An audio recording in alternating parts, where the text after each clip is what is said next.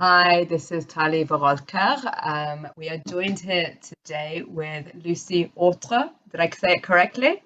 Hautreux, all the way from Australia, Melbourne, Australia.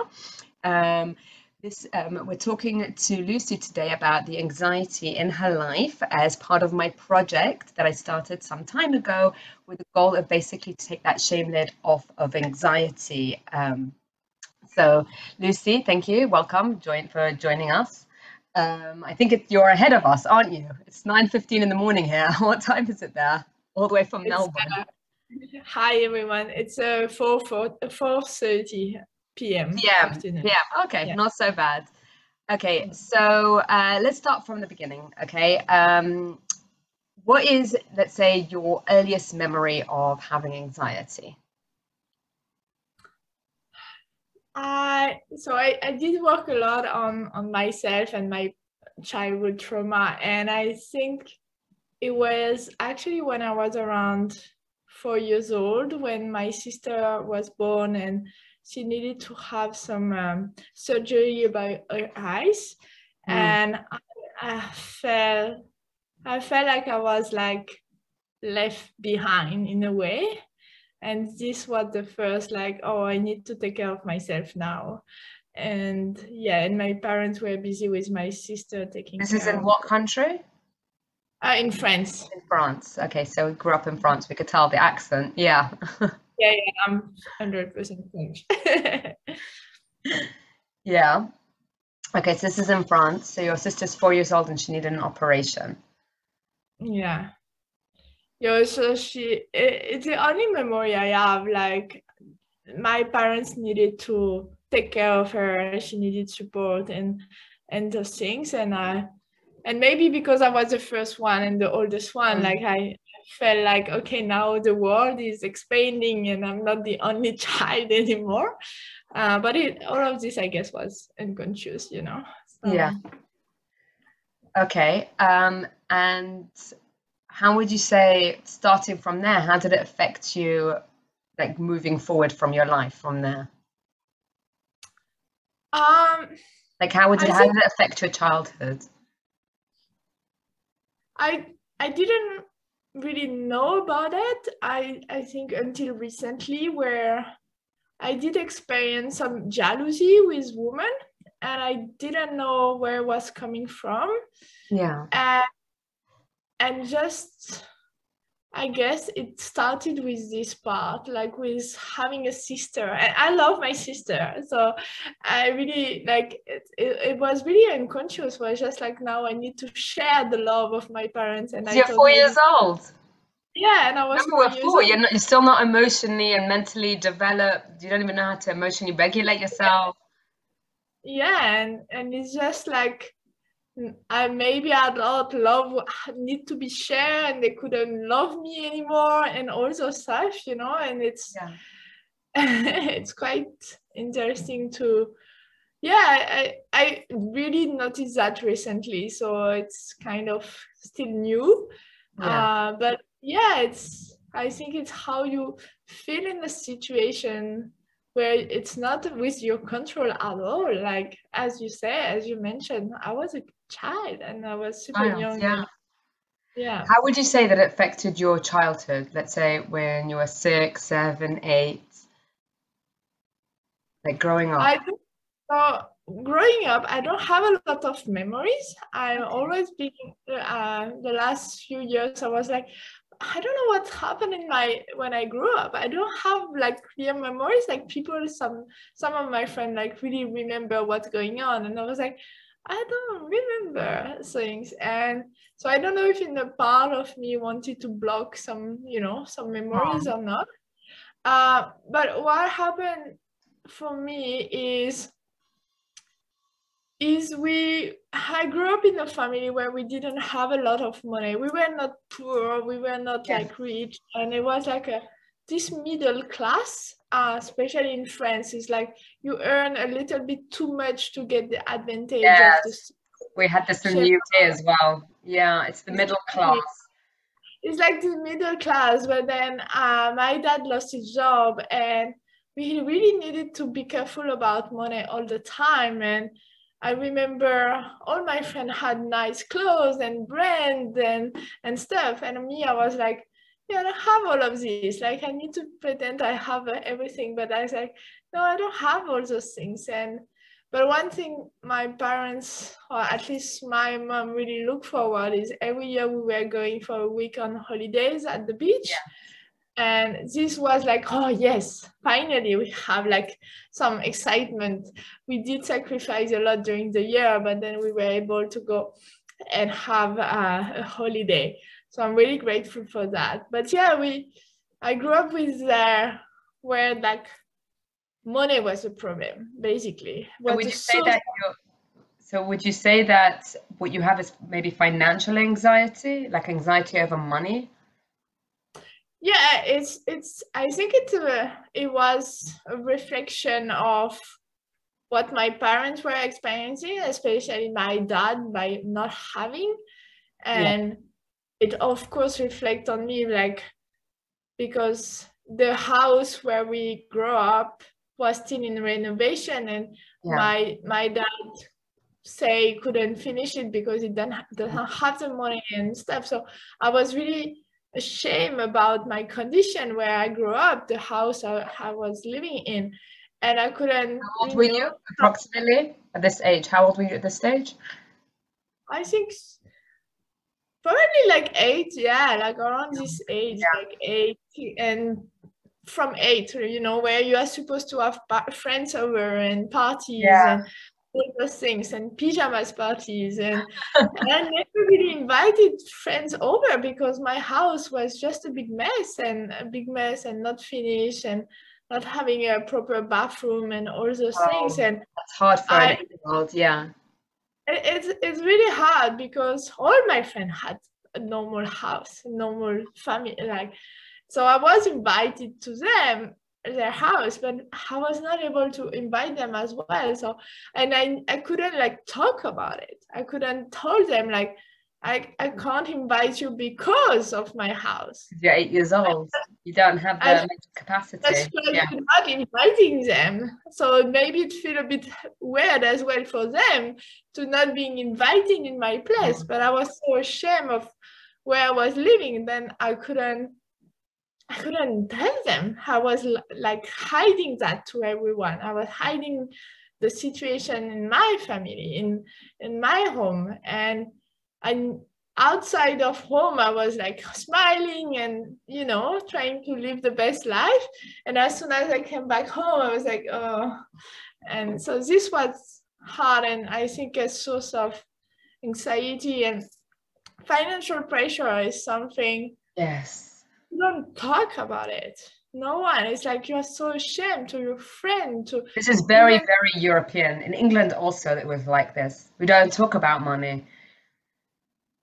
But I think like today, even in Australia, I was having an event and I was sharing what I do, and the guy told me like, but I can't talk about managing my money with my friend. Like they will look at me like, oh, why you don't know that? But his friends are probably the same. But Yeah, no one it's no culture. one wants to, yeah, it's cultural. Like we don't want to share because we need to pretend we are fine, but we are not fine because we don't know how to do and how to deal with that. But if we talk about it, it helps to actually It find helps. solutions and get Yeah. help from people who know what to do in those situations. This is always anxiety. This is anything to do with anxiety, any kind of anxiety. The more we talk about it, the more open it is. And it's actually with any mental illness, even depression, but the more people talk about it, the more open it is, the more sort of that shame lid comes off, which is exactly the purpose of these interviews. Like there shouldn't be any shame on any kind of anxiety anybody has. Everybody is struggling in different areas. Everyone has something. It's just a matter of what that something is. Yeah, exactly. So I want to take you back to your childhood at age 8, where you said that you couldn't invite friends over. Do you think that financial anxiety that your parents had and rubbed off onto you, do you think that might have also triggered some kind of, let's say, social anxiety because you couldn't invite friends over? Do you think that might have been a possibility as well? Yeah, for sure, because I was surrounded by my friends were having their parents were like at middle class plus, and one was actually the richest of this area. And Which city did you grow up in, France? Arnage. It's Where is that? It's northwest, so it's in the countryside. It's a town of maybe 7,000 people, which is okay, fine. I know Dover because of Dover and Calais. We know Paris. Everyone knows Paris. So. Yeah, so it's just from Brittany, and it's on the northwest. Okay. And so it's a small town. It's a small town, not too small, but like kind of, everyone is knowing each other, and of course Paris. All parents know each other as well. And I think it's on me. It was like, even I remember my first boyfriend, like my boyfriend never came home. How old were you at this stage? I think around 19 or 19, yeah. Yeah, like I didn't bring my boyfriend home, like when I was going a lot to his place. So even this, and I couldn't share with him. Like I was still, I think until really, so now I'm turning 35 this year. And I think it's only for the last 2 years, I'm actually able to talk about it. Like to say, I grew up in condition where I was ashamed of my house. I didn't have a bathroom. I was, not have a proper shower, and showering in the back of the back kitchen and all those things. And it's just like, I never shared that. Even like, 90% of my friends don't know about that. So and it was heavy in a way. For sure, it's heavy. It's a lot for a child to carry. I think children do need stability and everything, and as parents we try to give that as much as possible. But when, as a parent, I mean, I know for myself, when I have anxiety, when I'm not doing well, sometimes it's very difficult to sort of like stabilize the environment around me when I'm internally not doing well. So I'm sure your parents did the best that they could with what they had. But now, let's fast forward from 19 when you had your first boyfriend and to the age of 33, so that you started speaking about it. Can you just tell us about that? Like, what prompted you to start speaking about it? What was that sort of like turn, a change? I think it happened with COVID. So I was basically what happened is I started my life outside of home around, I think I left home around 20s, when I started to study in a different city. So I started life with the mindset where money will never be the problem anymore. Yeah, I was sure money is not blocking my happiness, and so I started life with that. And I study financial control. I study business. University. Sorry, a business course. So really, you're trying to say like all that anxiety that grew up, like the financial anxiety, actually in a way you turned it around to sort of become your friend and to motivate you and prompt you forward to have that financial stability.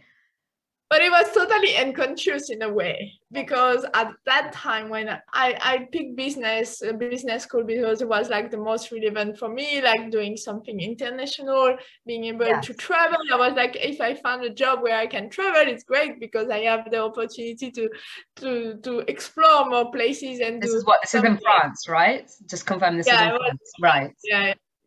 So I picked like this, and then I didn't realize until recently that actually I connected dots. And what happened is with COVID, I moved from Indonesia, where I was living for 5 years, where I didn't have anymore any financial pressure because I was living in a country very cheap, and I had my first business there, so I actually making money as well. So what was the business?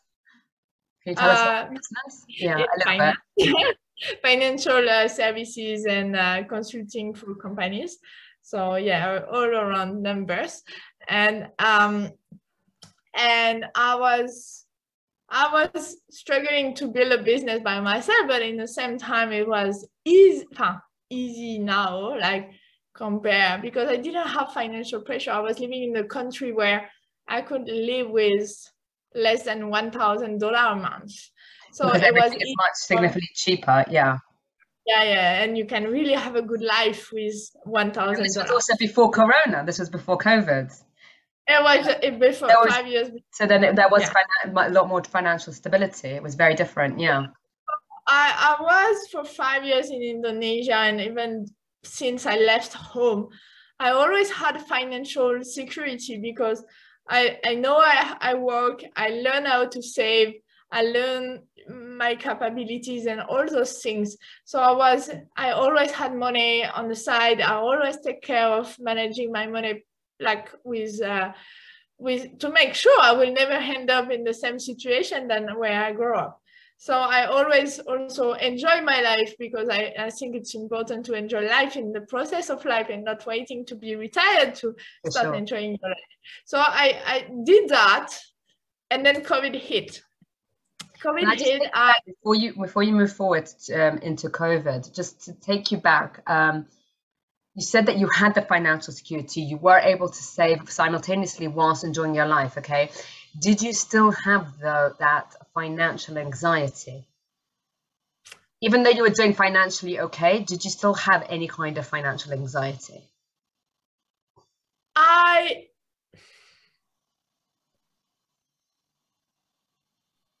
I don't think, like, I don't think so. I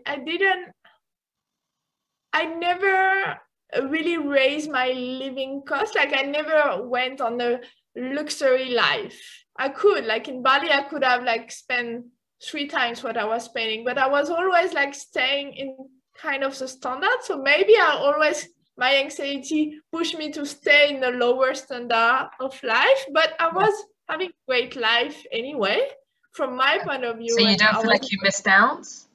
No, because even, if at the time in Indonesia, I could afford the nicest restaurant every night, wouldn't be meaningful for me. Like, I prefer to go once a time, and this would as meaning. I had a house, and it was nice. It was not the fanciest villa, but it was a nice home, and it was what it was meaningful for me. So I had what I wanted. Yeah. So it's really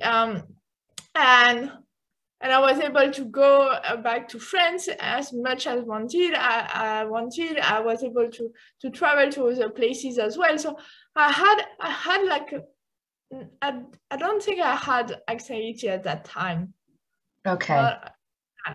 I was more like, I was thriving, because I was like, okay, even if I lose my revenue as in my business, I know I can stay for 6 months or a year or more. So you had a good saving, rainy day money.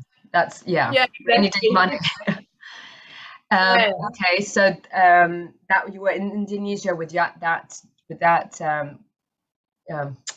with your own business. That was for 5 years, and then you moved to Australia.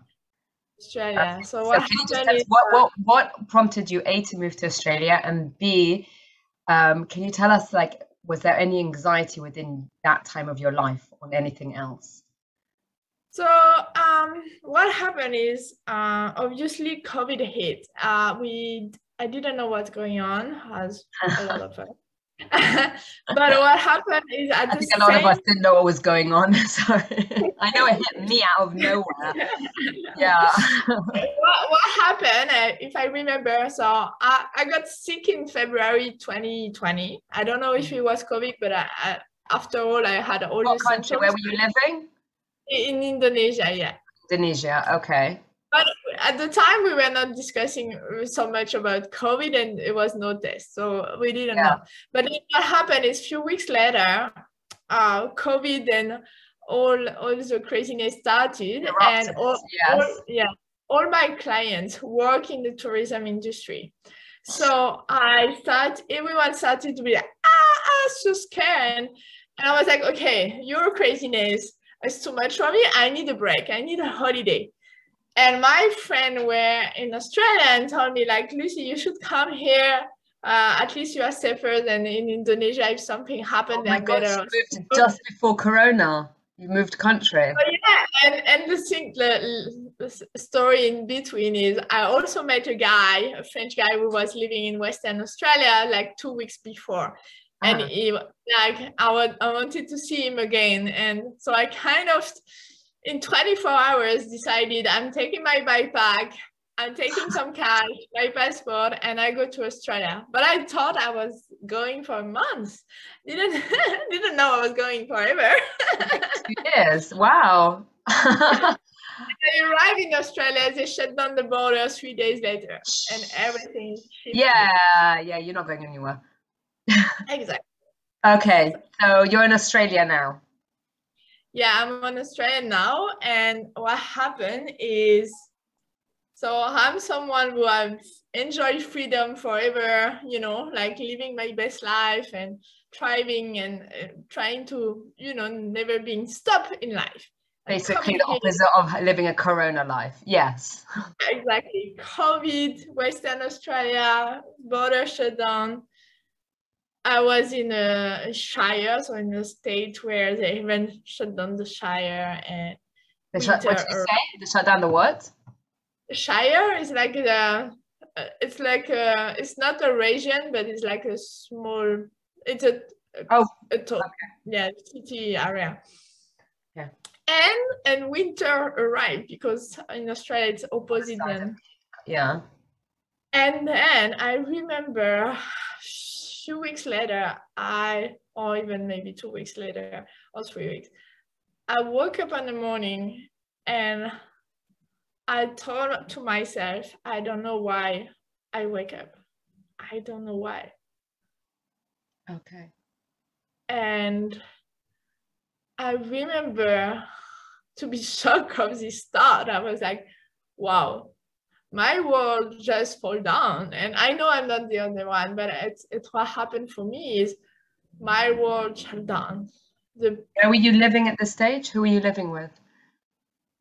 So I was with a guy I met 2 weeks before, like 3 weeks before. I didn't know him. We were in a place where like we had to stay in a place. It was like an apartment attached to a house. So we got super lucky. Someone hosted us. But it was like crazy. Both of us were foreigner. I just arrived. it was crazy. It was yeah. So you're saying you woke up and suddenly the world around you felt like it was. I didn't know why I wake up, and I lost the meaning of life, or I was like, now I'm in the real life and I don't have meaning anymore. I don't know how things turn out, but then I started a journey where I I just want to ask you, you're saying it was just suddenly one day you woke up like that, or did something trigger it? I think the trigger was COVID, to be honest. I really was move out of my life into another country with nothing I knew, with no one I really knew, and the rest of the world shutting down and being stuck. Yeah. The world shutting down, the TV, like the media all the time saying, Corona. It's like, where I am, like, you know, maybe the fact also I moved out of where I was living was the big things what happened.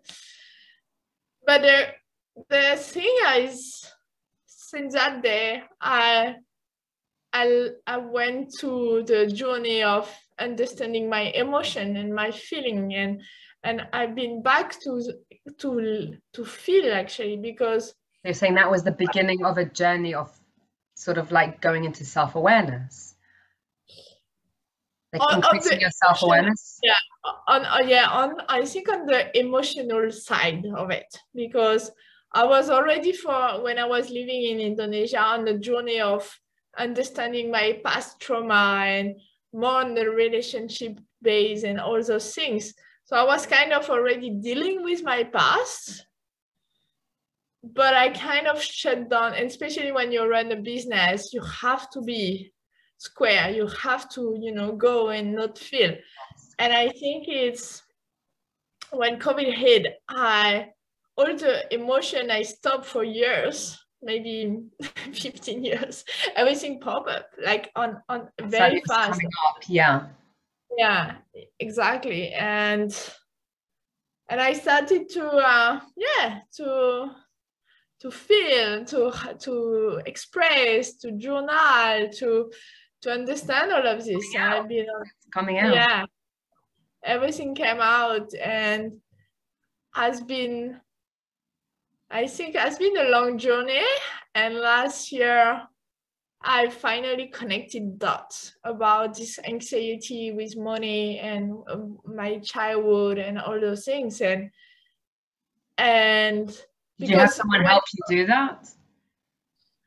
Or you think it was I am, yeah, it's like I'm surrounded with a lot of coaches from a different perspective. And I think I didn't know what you said. I have coach in different area of my life. Yeah. And I think each of them brings something. Definitely. When you're I think when you're an entrepreneur and you have your own business, you are faced with a lot. Just by virtue of having to grow a business and develop a business and have your own business, there's a lot of things that you're faced with, a lot of like your own fears, your own insecurities and different things, because you're developing yourself in a way. I mean, I know that's my journey. How did you find that?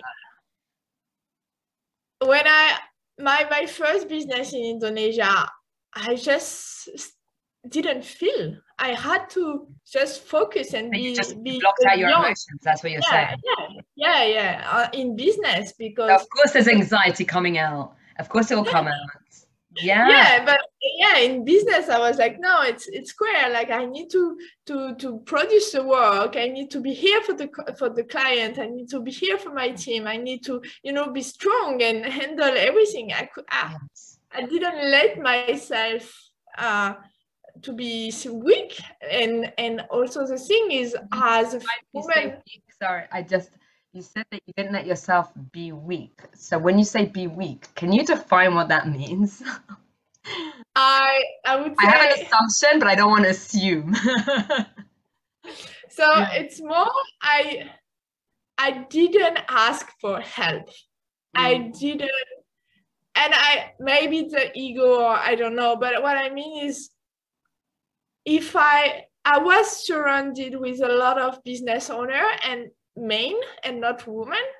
And I didn't have in Indonesia a group of other entrepreneurs and business owners around me to be able to talk about what I was experiencing in business. So I was really in a lonely journey in my first business, which I learned from it now, and I'm doing things differently now. But the first business, I felt like if I'm not showing up, everything will fall.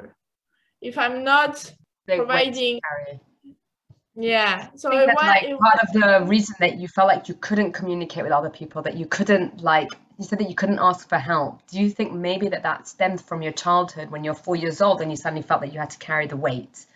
Do you think that's maybe like something, like some subconscious thing going on? Yeah. I think since I discovered this, it was a few weeks ago, these things about when I was 4 years old. And I think it's true. It's like, I feel like I need to carry the weight and no one can help me. And I need to be helping me by myself. And I realized for the last probably a year now, I learned how to ask for help. Oh. When you grew up, did you feel like you could ask for help from anybody? Like, say, when you were younger, did you feel like you could ask for help? No, I don't think so.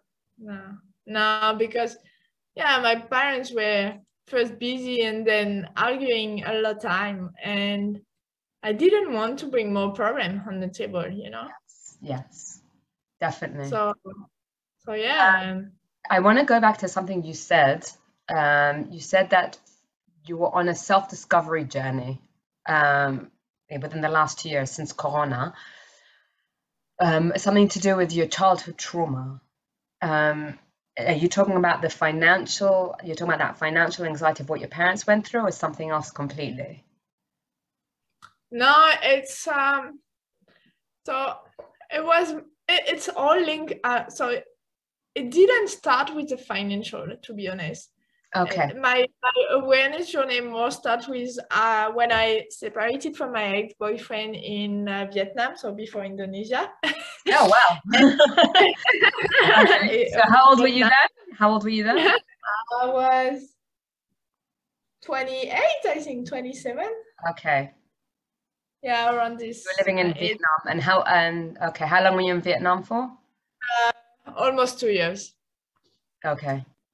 And what happened is, my boyfriend we were together before in France, and we moved to Vietnam together, and I just realized one day we actually are just like my parents, and I tried to not be trying to do the opposite of that, and I was actually living in this exact same situation and exact same trauma and argument and stuff, and I was like, but I started my personal development journey when I left Vietnam, so in 2000, I think 16 or 15. This is part of the trauma? Like what is it? Yeah, because the trauma for me was, oh, I'm doing the same as my parents, like having a couple with arguing all the time, not being able to support each other, but just in conflict, and I really didn't want that. I didn't really focus on money at the time because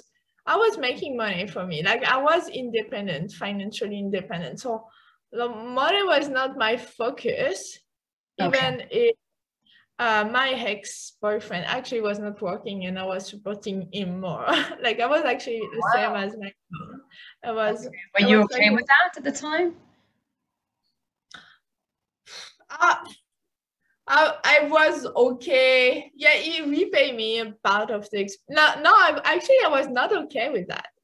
Because I was like, I have money, I want to enjoy, I want to go on a weekend somewhere, and he didn't want because he was financially not having money at the time.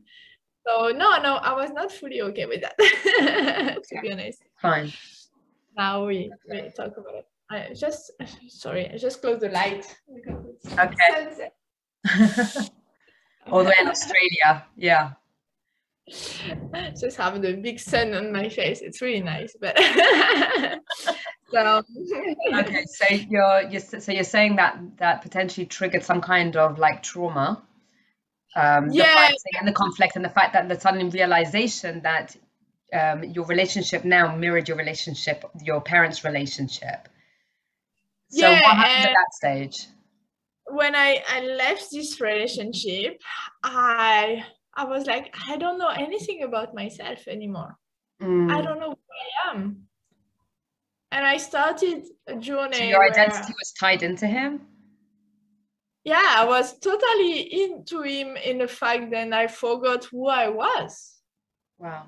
So I needed to, yeah, I lost myself into that relationship.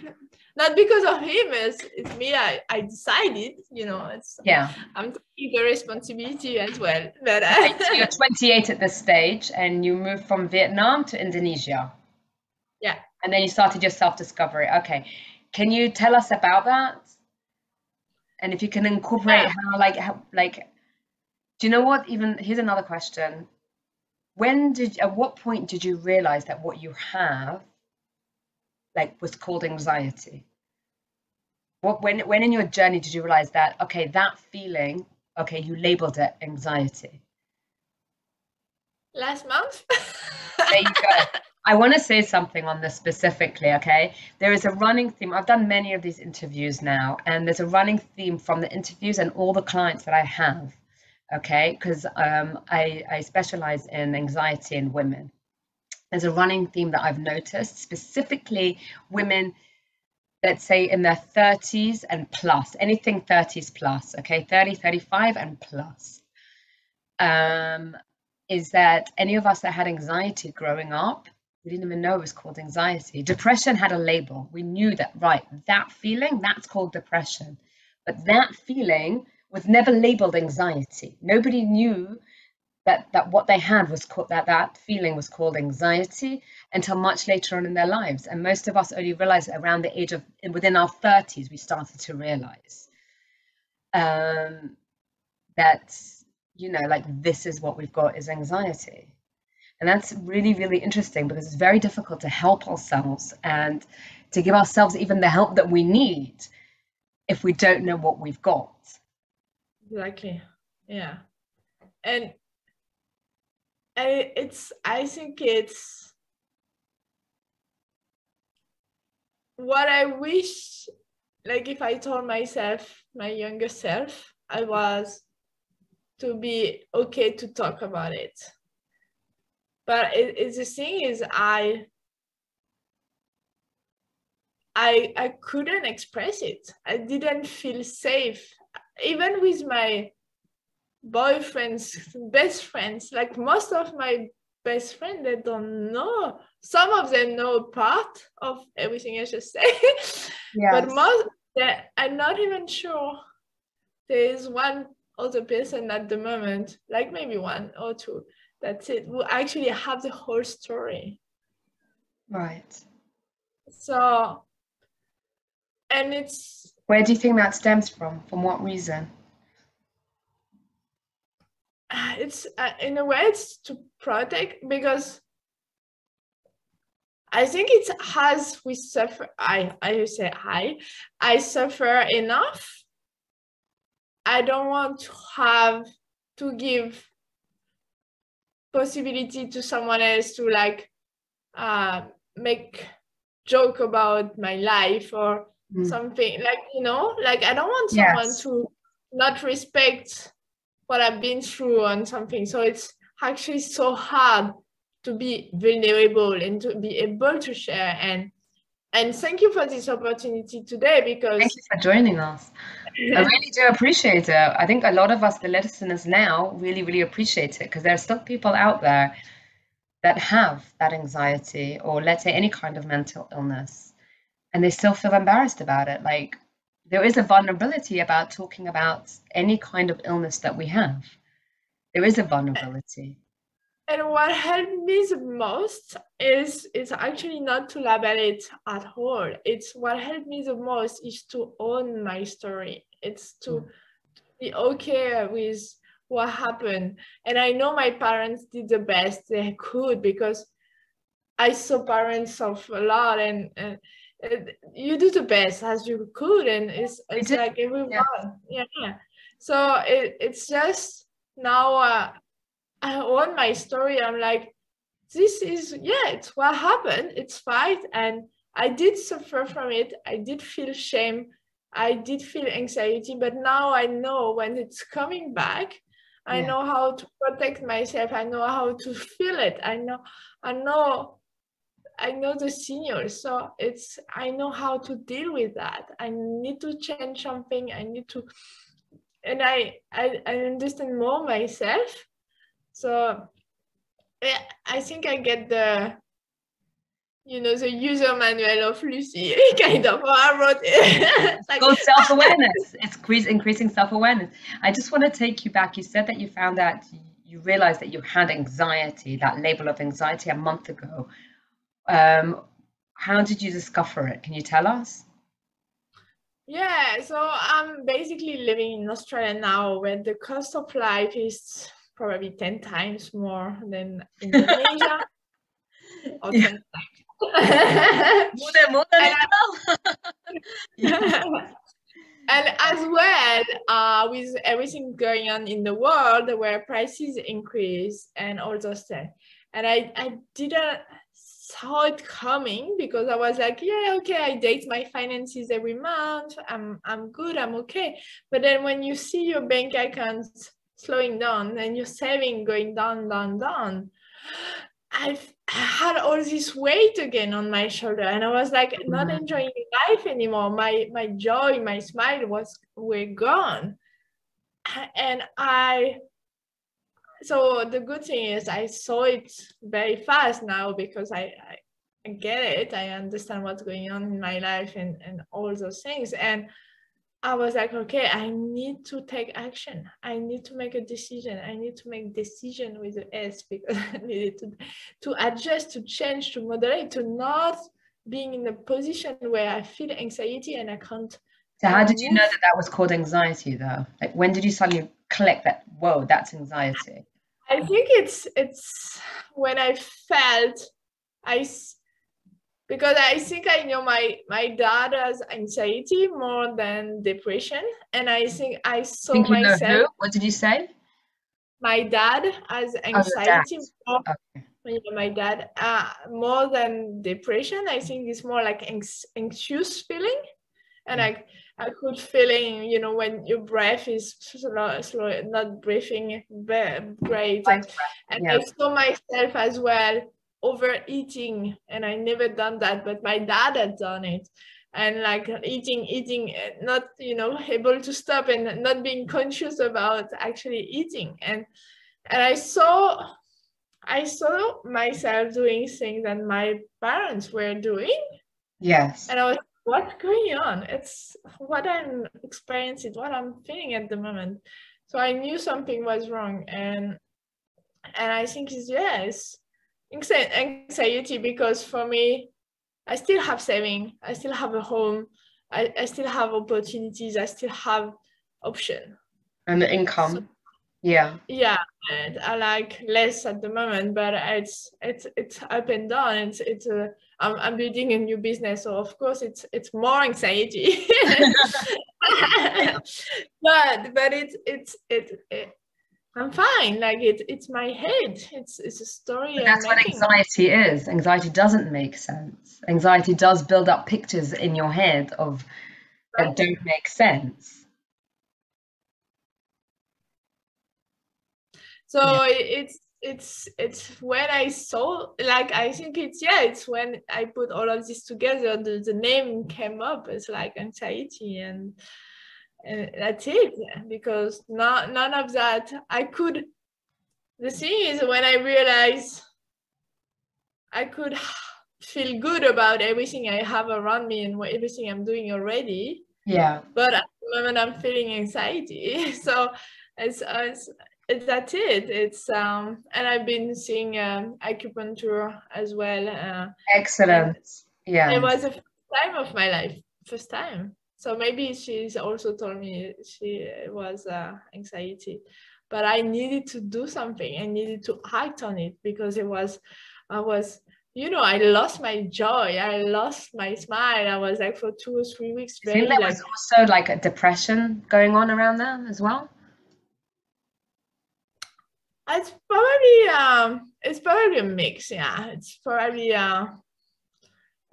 like, you know, the bottom, and I, you know, I needed to touch Yeah. a bottom to be able to stand up again. And I think it's in today's world is it's normal, like it's still like a lot of insecurities and uncertainty, and we won't find the certainty. It's we just need to drive, yeah, in it. And I needed this time to adjust, to like accept as well. This time I needed to accept, and I needed to also be sure about my decision. I want to stay in Australia, so I need to accept the consequences, and I need to be okay with that. I have the choice to go back to Indonesia if I want. I have the choice to go back to France.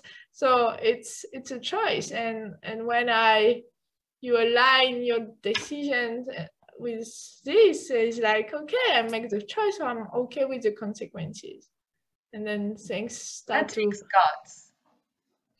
I want to like just point something out. I want to take what you said is when we take responsibility for our life and our choices and accept whatever consequences come out of that, that takes a lot of guts and maturity. And I think I in a way that can be somewhat anxiety inducing while simultaneously reducing that anxiety because it's like, okay, I have choices and it's okay. I think for me is yeah, it's I do like the gut feeling or intuition or thing. I do have it, always probably had it, but I always needed the financial security of it. So I needed always to date my finances linked to this gut feeling to support my decision and support my choice.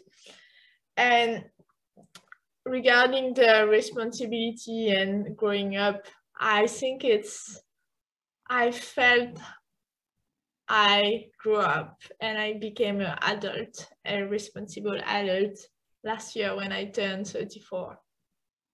I was like, okay, now I can't blame anyone. I'm Taking on my own. responsibility. Yeah. Yeah.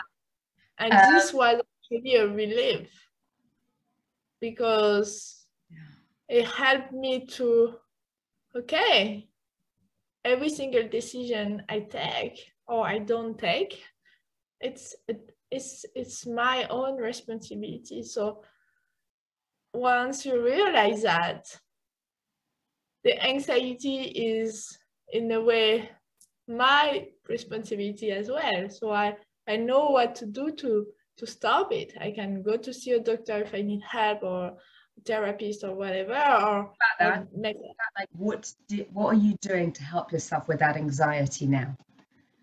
So I didn't see any therapist. I have Wait, you said you did or you didn't? I haven't, but Okay. it's something I guess you can do. Like, you know, I haven't. I've been. You also can go see a coach if they specialize in it. Exactly. Yeah. So I do have coach. I have life coach, business coach. I'm surrounded with a lot of coaches. So it helped me, but it helped me to, talk about what I am experiencing. So I do advise coach for sure. Yeah. And also to take care of yourself. Like for me, I know if I don't Okay, what do you mean sleep, by that? What does that mean to you? Can you share it with our listeners? the most important is sleep. Like I need Yes. from 7 to 8 hours, like 8 hours. But I make it as a goal in my daily life. I need to sleep. Sleep is a huge one. It's a huge one. Yes. Drink water, a lot of water. Gin. No, I want to say at this point, dehydration can mimic depression. Just saying it. Exactly. Dehydration. If you feel depressed, I'm not saying it is, but I'm saying that like anyone who's listening to this, what are you drinking water? Ask yourself that question. Yeah. Yeah, because as well, I noticed it. We moved to winter 2 months ago here, and I was drinking much less than usual. And I think it affects as well. Like I'm trying to drink a lot, but like winter was cold. It was like so I needed to adjust and to accommodate. So it's water is super important. And I do meditation. I'm back to meditation every morning, a little bit, but I do every morning, and I journal every morning now, and move my body. I try to at least go outside for a walk, just put some music and dance, or do something active to activate, the circulation in the blood and all those things, the oxygen in the blood, and Oxygen, yes, definitely. Whoa, that's so good for like oxygen, like inhaling, deep inhaling, can really promote like to have that calmness effect when you have more oxygen in your brain. Definitely. Yeah. Sure. Basic self-care. I do talk about this a lot. Basic self-care. I wouldn't even call it self-care, I'll just call it basic needs can help, makes a massive, massive, massive difference to our mental state. Definitely, for sure. 1 second. You said something I wanted to ask you about. So this is how you help yourself today. I wanted just to go back and I want to say, what was one of the worst experiences of anxiety that you had?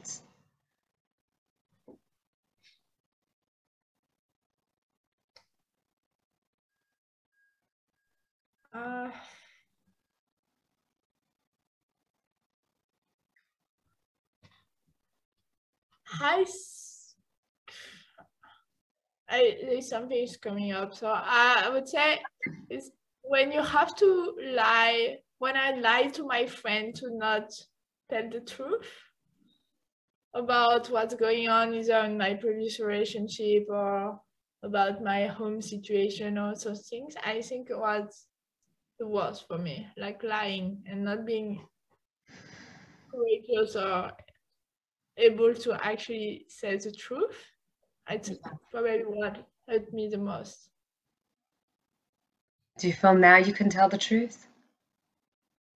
Yeah, I'm definitely more and more, especially in my relationships and my friendship, to open up and being more vulnerable, and it's a work in progress, I would say. There's still How like, have your friends responded to that? actually it's like, yes, like I opened up a bit on one of my friends the other day, and she's just like, yeah, just okay. Actually, she didn't like judge me. She just listened to me, and it was really great. And another one, she had her own fears, like but she told me that is, I'm like, I'm worried for you, but I think it's maybe also my fear. I don't want to project my fear on you. Yeah. Stuff. It's amazing that she recognized that even. She's a yoga teacher and stuff There now. you go. It's also why. But yeah, it's actually, people don't judge you, and it's not because I'm sharing then I won't be loved anymore. And I think it's why I was scared. It's I felt if I am saying the truth about where I'm coming from or what are my weaknesses and my, the part I don't like, I'm going to not be loved. And we all, I guess, want to be Yeah, loved. it's a fair. It's a fair. It comes from a fair. Mm. Okay. Do you have any anxiety now? Like, what are your anxiety triggers now, today?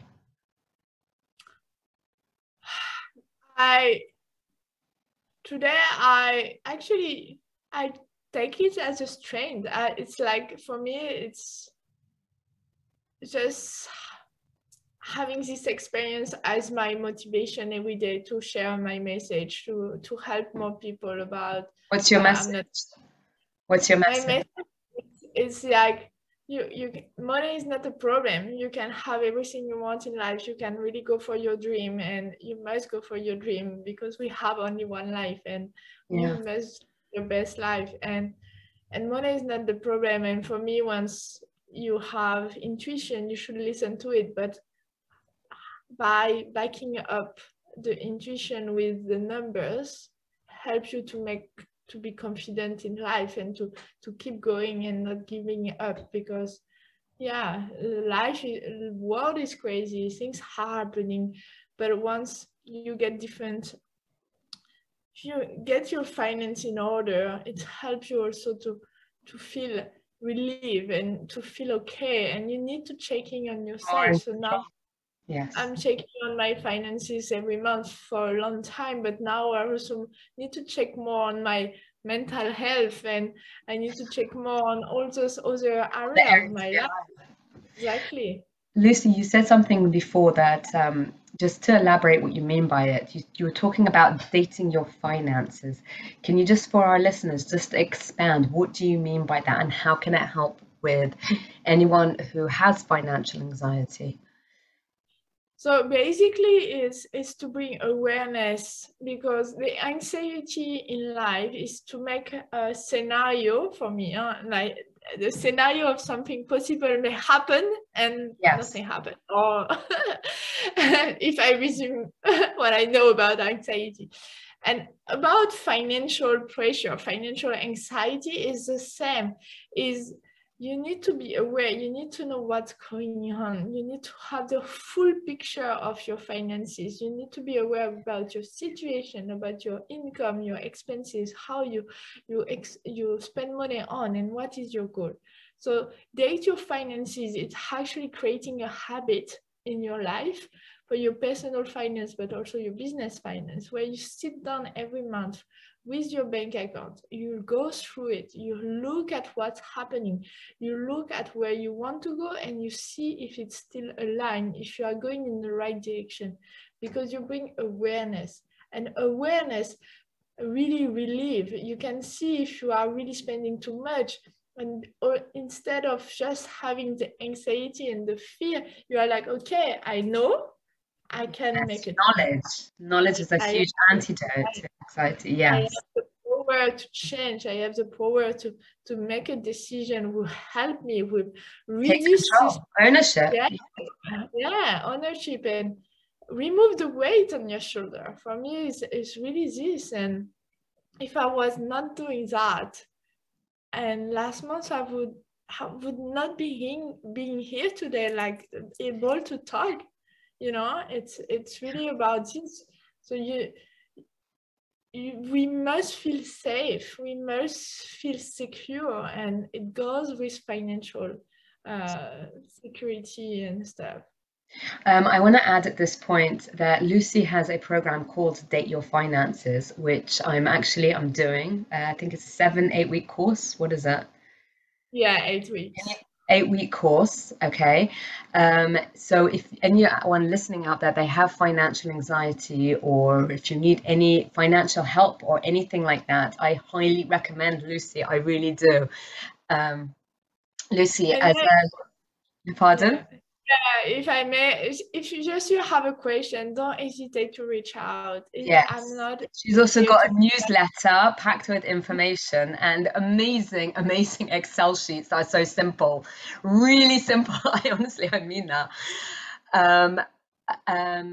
Last question, and I'm going to leave your contact details. They'll be in this post somewhere.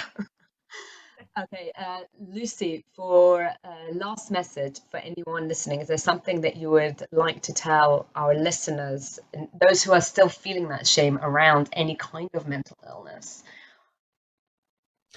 I would like to say you are not alone. You matter, and you are not alone. So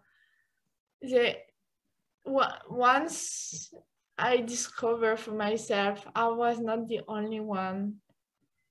It helped me also to, own my story and go and move forward and be okay. So it's not to compare yourself to someone else. There are always people in the worse situation than you and better situation. Than you. Absolutely. Oh my gosh, don't compare yourself to other people, please. Yeah. So what did you say? I interrupted you. Yeah, you are not alone and you matter. Okay, so yeah, reach out and just say hi, and I'm sure Talie will take care of you as well. And yeah, you are in a safe place. Thank you. Thank you for listening. Thank you, Lucie, for joining us. If you have anxiety or anxiety has affected you in your life and you are willing to step up and be part of this project of taking the shame lid off it, please be in touch with me. I'll leave my details also at the end of this video. And thank you so much for joining us and for listening. Thank you.